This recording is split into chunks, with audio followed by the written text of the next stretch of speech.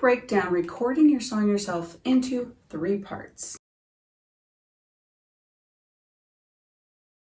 We're going to break down recording your song yourself into 3 parts. Number 1, finding the software program that's right for you. Number 2, importing the tracks into your software. Number 3, laying down your tracks, both vocals and instruments, or your background beats or instrumentals. Do you have pros and cons? Share those too. I'd like to know. But before we get started, make sure that you hit the like, comment, and subscribe button so that you don't miss any of the videos in this music video series. And don't forget to hit the notification bell so that you are notified every time a video goes up.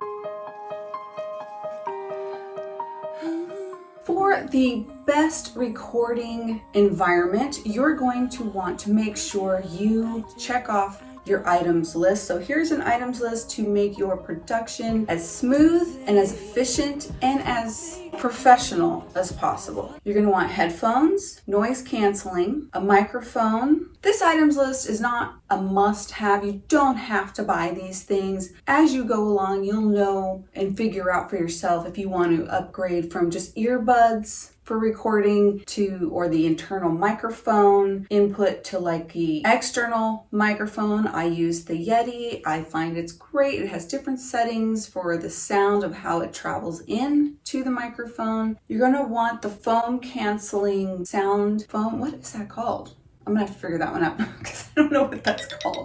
Some people glue it up onto their wall where their microphone is or laptop is. Alternatively, if you don't have the money for any of this, you don't need to buy any of this. You can absolutely record in your closet. And I'm gonna tell you right now, on one of my songs way back in the day, like, years ago when I was first figuring out how to do this myself, I did it in my closet. The clothes created a sound barrier where it stopped the sound from traveling outward like a bathroom would do, which acoustics are great if you're singing live.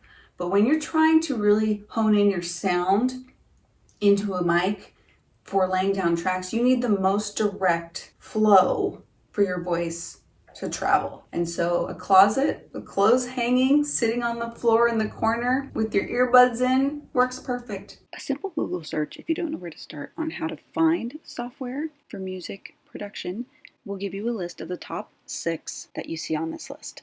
I use GarageBand, and I've also heard Cakewalk is pretty good. That being said, let's show you some GarageBand. Alright, so I'm not going to tell you how to download the app. I think we all know how to do that kind of stuff. So you're going to open the application, and we're going to start a new project.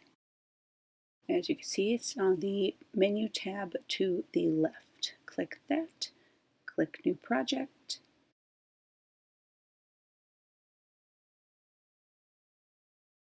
In this drop-down menu, the Create Project Type, you're going to always, for now, choose the microphone and that you can hear it. Make sure that box is checked and hit Create. You have officially begun your first recording session. Comment down below, let me know what kind of computer or laptop you are using and what software did you decide on. I do. Number 2, importing the tracks into your software. We're not going to worry about any of these knobs, but we are going to input a song that we like. So go into your iTunes, find the beat that you have chosen. I'm going to use this as an example. I drag it to my desktop, and then I just drag it into the already created first track. You have just imported your first background instrumental music track. The next thing I would do is check what key this backbeat or instrumental is and what the time is. If you're not really familiar with this, don't worry about it. It will import it into C major and a time of 4/4 automatically. One way to find this information out is to find a piano, and as the song is playing, I would hit the key to find the closest note, and if it's not C major, you can then change it to whatever it might be. And if you have your metronome playing on the time and the 4/4 seems wrong, you can change it that way too. Number 3, laying down your tracks, both vocals and instruments, or your background beats or instrumentals. Okay, yay. So the next thing we're going to do is add a new track. Same process as before. Go to the drop-down menu, track, add new track. You are going to duplicate the same settings as before. There's an option for that. Hit create. Okay, I just want to show you this little sound icon here. This will mute the other track and you won't be able to hear it. It will highlight only the track you're currently listening to, as if you were putting in your vocals, you want to just hear yourself. So the fun part. So hit that vocal menu tab, a drop down menu comes down and it gives you options of how you want your vocals to come out. So I typically use classic. It's the most natural sound, but you can use whatever you want and make it funky or decide whatever you want to do. This is the fun part. All you're seeing me do here is exit out of the other project. No, I did not save it, but I did want to show you where I already have recorded tracks laid down to show you how to lay down tracks and vocalize. A couple things.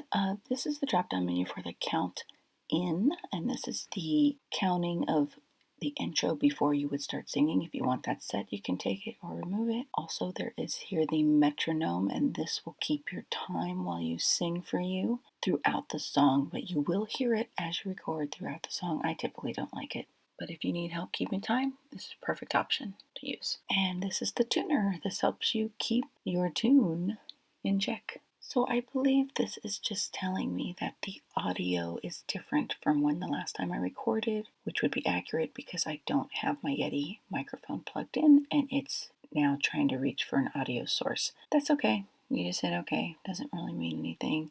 Once I plug in the Yeti, it may or may not notify me that I have put it in or I'm using it. Super easy though. It's not that serious. Okay, setting up a new track. Like I said, I do not typically use the instrument unless you are going to use an adapter cord to input an instrument as you play. I almost always choose the microphone for vocals. Create track. So finally we get to the recording part. You are going to hit the red circle button at the top of the program. What you see me doing is just moving tracks around because I'm just a little bit visually OCD. So you'll just hit the red circle and that will record, and it will set you up if you put the count in on to get ready to import your vocals, and away you go. You are now recording your first track for your first song. Thank you guys so much for watching. If you found some value in this video or have any questions or want to learn more, shoot me a comment below. Hit the like button, comment, don't forget to subscribe, and hit the notification bell so you don't miss a single installment. Next week, we will be doing the third and final installment in the How to Music Video series, How to Publish Your Song. Thanks, see you next time.